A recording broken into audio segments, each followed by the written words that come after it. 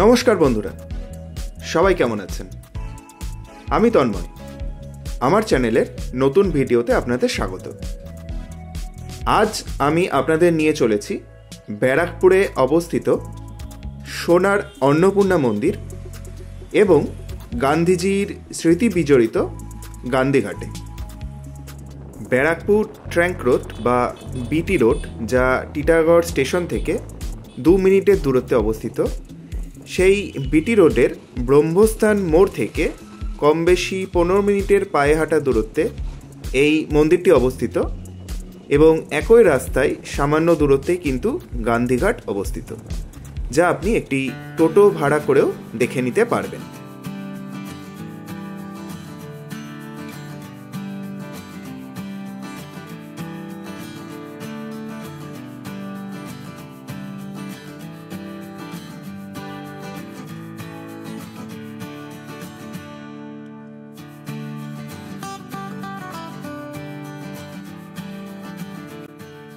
জাতির পিতা মহাত্মা গান্ধীর স্মৃতি বিজড়িত এই স্থান, যা নির্মিত হয়েছিল 1948 সালে।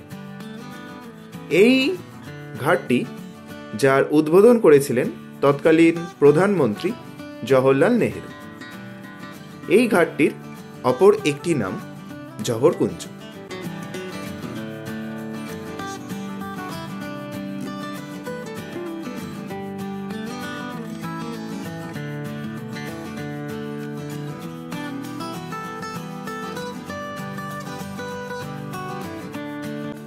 এই মুহূর্তে এই ঘাটে কিছু রেনোভেশনের কাজ চলছে।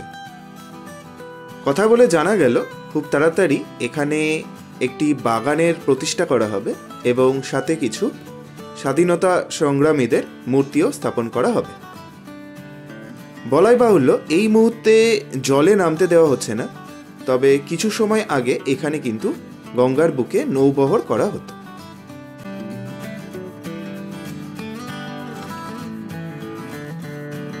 গান্ধীজির মৃত্যুর পরে তার চিতাভস্ম ভারতবর্ষের যে কটি স্থানে বিসর্জন দেওয়া হয়েছিল, তাদের মধ্যে ব্যারাকপুরের গান্ধীঘাট অন্যতম। এই ঘাটটি রক্ষণাবেক্ষণ করে কিন্তু ভারতীয় সেনাবাহিনী।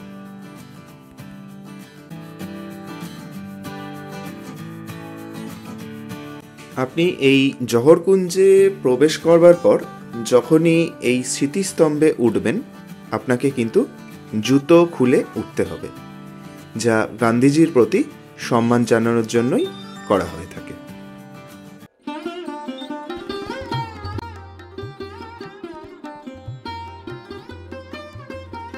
সারা বঙ্গদেশে অন্নপূর্ণা মন্দিরের সংখ্যা খুবই কম। তারই মধ্যে উল্লেখযোগ্য ব্যারাকপুর তালপুকুর অঞ্চলের এই সোনার অন্নপূর্ণা মন্দিরটি। ব্যারাকপুর টিটাগড় অঞ্চলের প্রাচীন নাম ছিল চানক, তাই এই মন্দির চানক মন্দির নামে পরিচিত।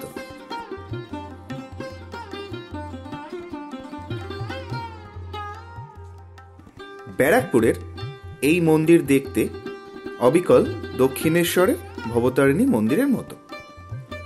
মন্দির স্থাপত্যে সাদৃশ্য থাকার একটি বড় কারণ হল এই দুই মন্দিরের স্রষ্টা একই পরিবারের। ব্যারাকপুরের অন্নপূর্ণা মন্দির নির্মাণ করেছিলেন রানী রাসমণির কনিষ্ঠ কন্যা তথা মথুরামোহন বিশ্বাসের পত্নী জগদম্বা দেবী। দিনটি ছিল 12 এপ্রিল 1875 সাল।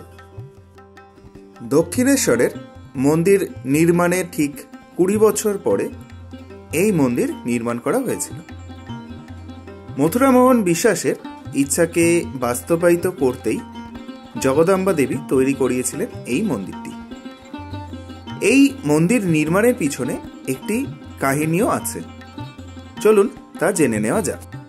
1847-এ রানী রাসমণি তার জামাই মথুরামোহন বিশ্বাস আত্মীয় স্বজন ও দাসদাসীদের নিয়ে বজরায় কাশী যাত্রা করছিলেন।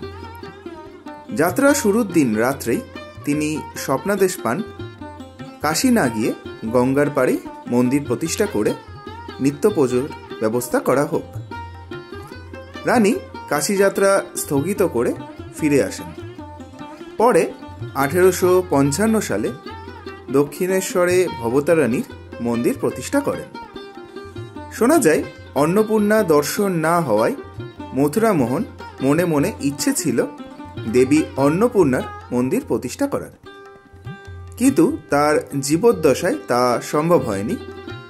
শেষ পর্যন্ত তার সেই স্বপ্ন পূরণ করেন তার স্ত্রী রানী রাসমণির ছোট মেয়ে জগদম্বা দেবী।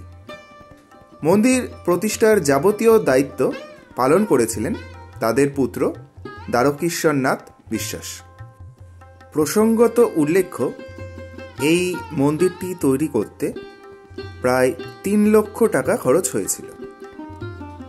মন্দিরের মূল প্রবেশপথ পূর্ব দিকে। পঙ্খের কাজযুক্ত 9টি চূড়া বিশিষ্ট নবরত্ন মাতৃমন্দির, 6টি 8 চালার শিব মন্দির, 2টি নহবতখানা, নাট মন্দির, ভোগের ঘর, গঙ্গায় স্নানের ঘাট ইত্যাদি তৈরি করা হয়েছিল। 6টি শিব মন্দির যথাক্রমে কল্যাণেশ্বর, কঙ্কেশ্বর, কিন্নরেশ্বর, কেদারেশ্বর, কৈলারেশ্বর ও কপিলেশ্বর।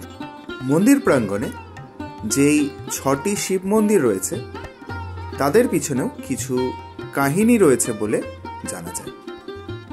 জগদম্বা দেবী মন্দির প্রাঙ্গণে 12টি শিব মন্দিরেরই নির্মাণ করতে চেয়েছিলেন, কিন্তু তিনি স্বপ্নাদেশ পান যে তিনি যেন মায়ের অতুলনীয় কীর্তির সঙ্গে পাল্লা দিয়ে মন্দির নির্মাণ না করেন। এরপরেই তিনি 6টি মন্দির নির্মাণ করেন। মন্দিরের গর্ভগৃহে অধিষ্ঠিত শিব ও অন্নপূর্ণার বিগ্রহ অষ্টধাতুর তৈরি। রৌপ্য শতদল আসিনা দেবীর একটি পা ঝোলানো, বা হাতে অন্নপাত্র আর ডান হাতে হাতা। মহাদেব পাশে দাঁড়িয়ে ভিক্ষাপাত্র নিয়ে। দেবীকে পরানো হয় বেনারসি শাড়ি ও সোনার গয়না। মাতৃমূর্তি দক্ষিণমুখী। এইবারে আসা যাক মন্দিরের পুজোর ব্যাপারে। কথা বলে জানা গেল এখানে সকাল 10টা থেকে 12টা অবধি এবং বিকালে 4টে থেকে 6টা অবধি পুজো হয়। মন্দিরের প্রাঙ্গণে আপনি পেয়ে যাবেন মন্দিরের পুজো সামগ্রী, এবং অন্যান্য সময় মন্দির খোলা থাকলেও মায়ের প্রতিমার সামনের গেটটি কিন্তু বন্ধ থাকে। এই মন্দিরে প্রতিদিন দেবীকে অন্নভোগ দেওয়া হয়। ভোগে মাছ থাকা আবশ্যিক। অন্নপূর্ণা পুজোর দিন ভোগে থাকে পোলাও, সাদা ভাত, 5 রকমের ভাজা, 5 রকমের মাছ, তরকারি, চাটনি, পায়েস ইত্যাদি। প্রতি মাসের শুক্লপক্ষের অষ্টমী তিথিতে বিশেষ পুজো হয়। তাছাড়া কালী পুজোর পরের দিন এবং অন্নপূর্ণা পুজোর দিন অন্নকূট উৎসব পালন করা হয়। প্রায় 100 কেজির চালের অন্নকূট দেওয়া হয় এই মন্দিরে।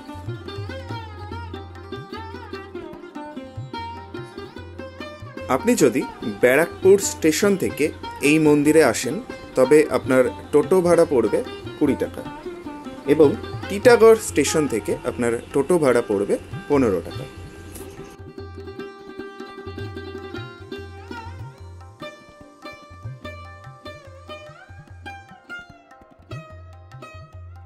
আপনি যদি ভিডিওটি এই পর্যন্ত দেখে থাকেন তবে আমি আশা রাখব আপনার ভিডিওটি ভালো লেগেছে। তবে দয়া করে একটি লাইক দেবেন এবং বন্ধু বান্ধব আত্মীয় স্বজনের মাঝে পারলে ভিডিওটিকে একটু শেয়ার করবেন। আর আপনি যদি আমার চ্যানেলে নতুন হয়ে থাকেন তবে সাবস্ক্রাইব করবেন। ভিডিওটি দেখার জন্য আপনাকে অসংখ্য ধন্যবাদ। আপনার দিনটি শুভ হোক।